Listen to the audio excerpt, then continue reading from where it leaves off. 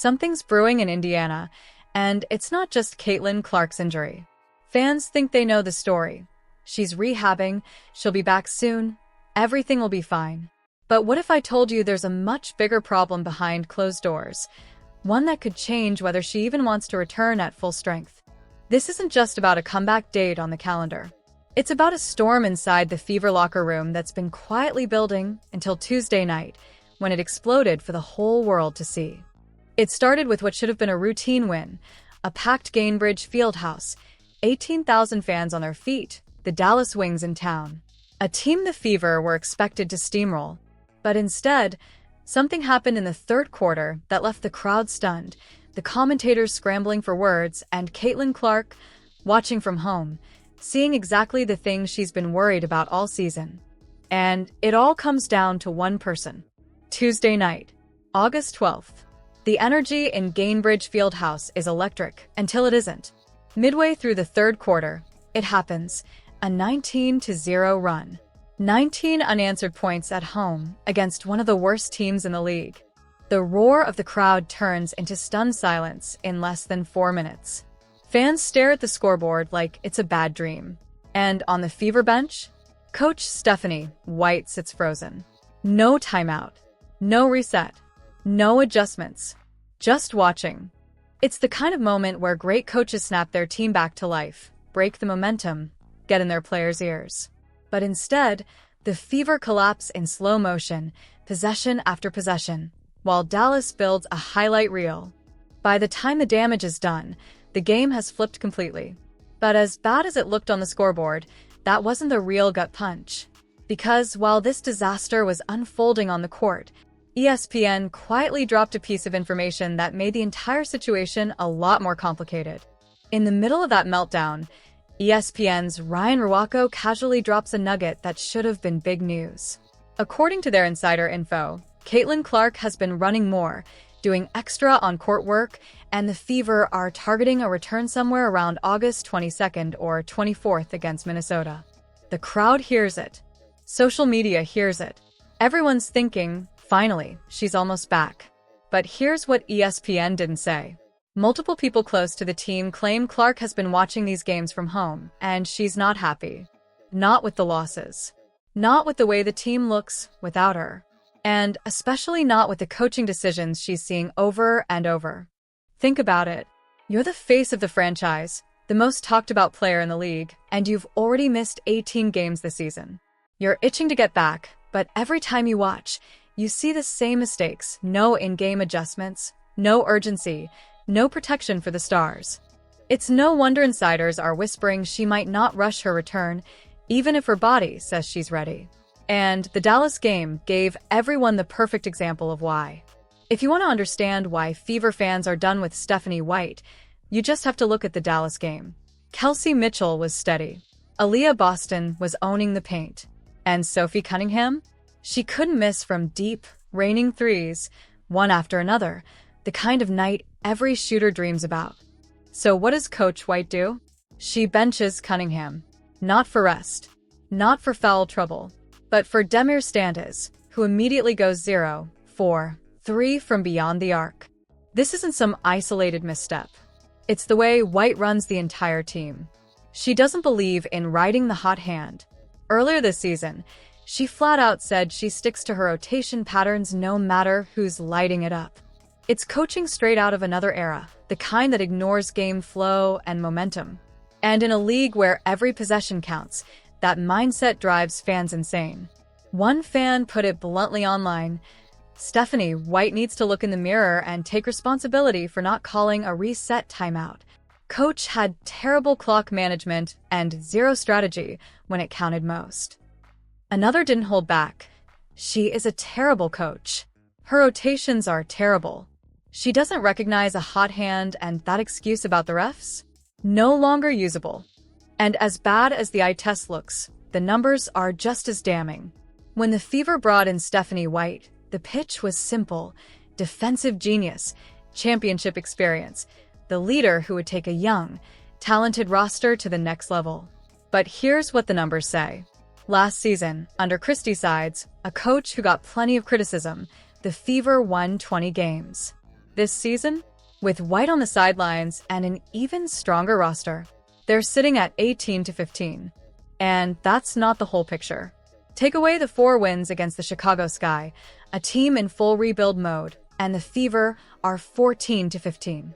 Below .500, with Kelsey Mitchell, with Aaliyah Boston, with Lexi Hull, and when healthy, Caitlin Clark. That's not championship progression. That's treading water. The fanbase sees it. One side is still saying give her time to implement her system.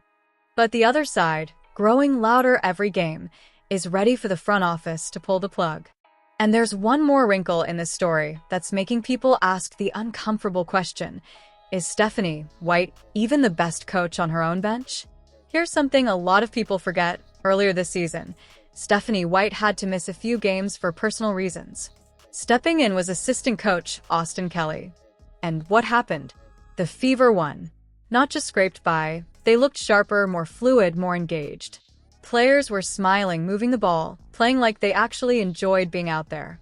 It wasn't some magical overhaul of the playbook, but the energy shift was obvious. Kelly trusted the hot hand, adjusted mid-game, and the team responded. Now, some fans are starting to wonder out loud. If the backup coach can make the team click in a matter of days, what could he do with the rest of the season? It's the kind of question that keeps the pressure building, especially with Caitlin Clark's situation still hanging in the balance. Because her absence isn't just about injuries anymore. It's about trust. In college, Caitlin Clark was an Iron Woman. 185 straight games at Iowa. Not a single one missed.